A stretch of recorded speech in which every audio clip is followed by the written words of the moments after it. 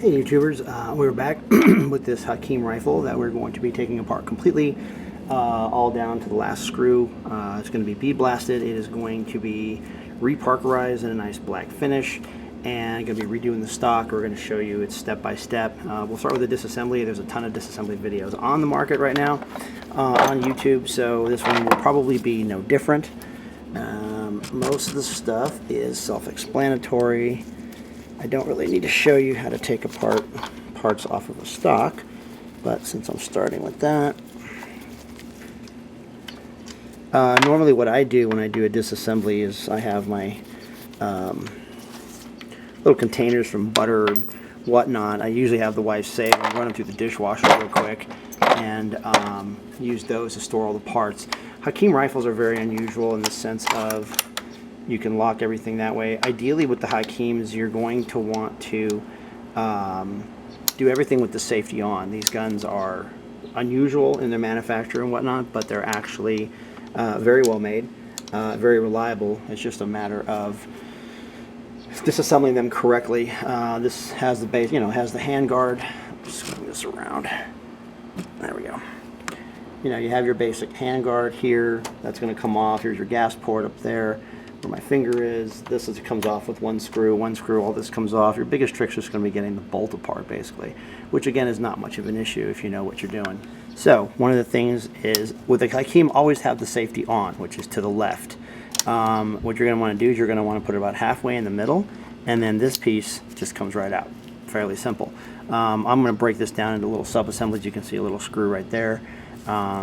And get this thing completely apart. I'll do it off camera. It's kind of superfluous, really, just so that way when it's bead blasted, all the parts are broken down properly, so that way you have pretty much everything you need.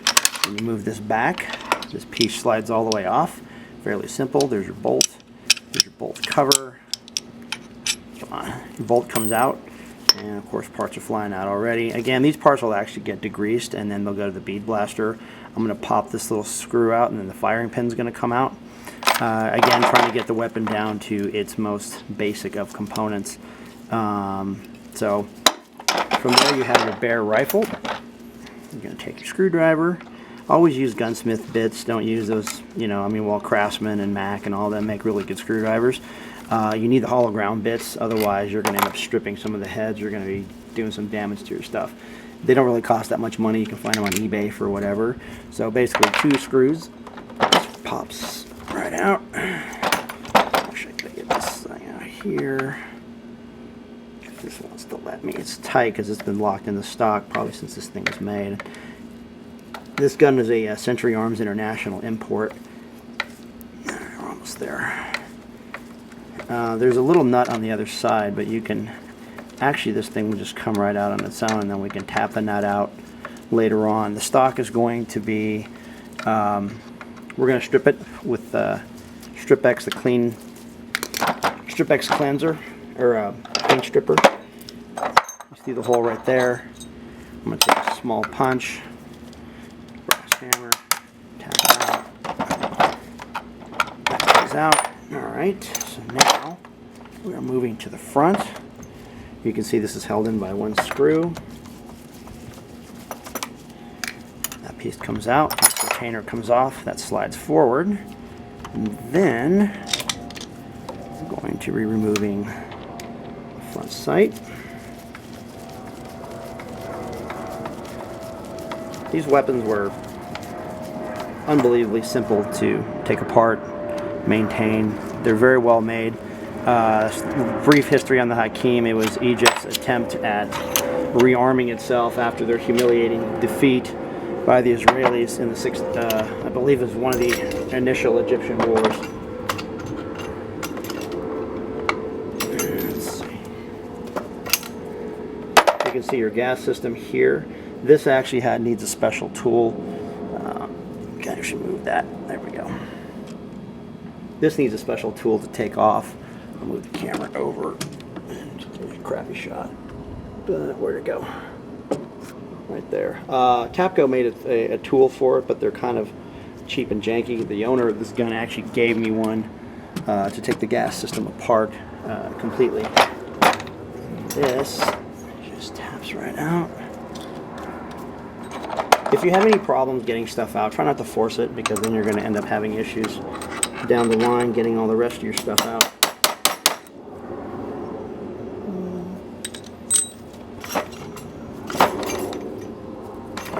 Oops.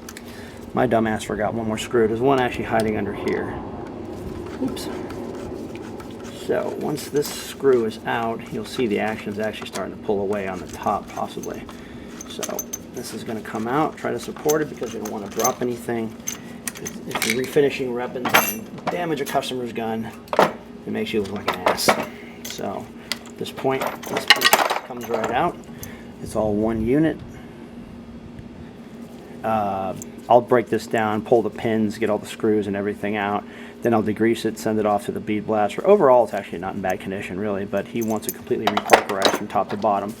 That's pretty much it. I mean, the stock is in good condition. You can see the wood grain. I believe, like I said, this is a birch or a beech or whatnot. I'm going to tab this little nut out. Probably get it from here. You can actually see it. Oh, you need a longer punch. So these two parts are going to go into a solution where they are. It'll actually strip all the finish off. And then it's actually not that bad. I'll use a product called Scrubbing Bubbles, the non-bleach formula, and that actually will get all of this cosmoline and all this old wear and grime out of it. This thing didn't look like it was used much. You can see the Egyptian markings on it, markings in Arabic, I believe it is. The gas system, there's a couple of screws there. That'll come right off, and then you got to undo the actual gas. You can see there's little ridges right up in there. And so this kind of locks in to set the gas setting. And then we'll actually be pulling the rest of the front sight out, removing the flash, or the, I don't know, it's like a flash hider muzzle brake combination thing. All the rest of this will come out. This pops right off. Once this piece comes off, this will come off and get it all broken down, and then it'll go to the bead blaster. He'll blast it up real good for us, and then while he's doing that, I'm going to work on the stock, get the stock cleaned up. Like I said, the stock is fairly simple. There's a couple screws there, a couple screws there, and the butt plate. Most of the stuff comes out fairly easily without having to really put a lot of effort into it. Also, a quick note on the front sight disassembly on the Hakim rifle. You will see that there's a little set screw in the front, which is this guy right here. Okay, that comes out, and then there's this screw that actually this slides in, and then slides in from one of these ways. Anyway, so this slides in from the side, and then this actually kind of controls the back and forth movement. So you actually have to remove all three. Ideally, you want to remove this little set screw first, and then as you unscrew to the left, the sight just pulls itself out. As far as the flash hider, it looks like it's secured by a small wire, probably like a pressure wire, so I can probably just pull that out, and this would unlock. You're not going to get the whole flash hider off. Looks like it's actually soldered onto the barrel, but you will get the very tip of it. Probably going to be superfluous for a refinishing job, but I believe in being thorough, so I'll get this thing completely apart, so that way we leave nothing to chance. You're going to find a lot of grease and grime and whatnot in this. I usually boil the parts, like I said before, they're sent off to the blaster, just so that way he's not impregnating oil and grease into the actual metal, because if you're using, like, say, dirty blasting material and whatnot, I gotta get a better screwdriver on that one. If you're using dirty blasting material, it can actually affect your overall finish. Here I'm removing I don't know, one of the parts. So, like I said, down to the last screw, get this thing completely apart, down to everything, and then send it off. A couple of other things. This bolt carrier, this is actually a dust cover, then the bolt carrier is actually locked in place with a little pin. You can just actually take a pin punch and your screwdriver and your hammer and tap it out. Better on a flatter surface, something that holds it more, but again, since this gun is getting a complete refinish, doesn't really matter, even if I scratch it up a little bit, because it'll all come out when I'm done. Both of these parts are held in by, there's the screws for the action. There's actually 3. Don't get like me and try to wonder why the thing won't come out and then find out that in fact that you missed action screws.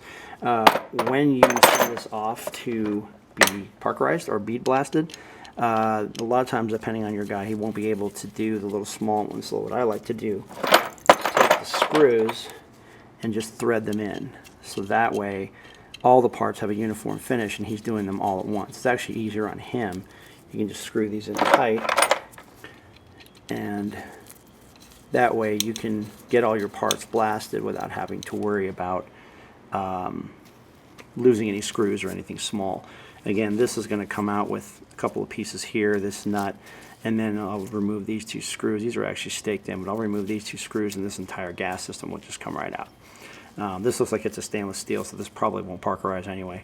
But the rest of it's actually, like I said, the barrel is in beautiful condition. Looks like it's a matching barrel. You can see the looks like maybe you can see the Arabic symbols. Looks like it might even be a number. It looks like it matches this. It was electro penciled, and it is possible that it was also done by Century Arms back in the day when they imported these things. You can also shows here Hakim 7.9mm made in Egypt.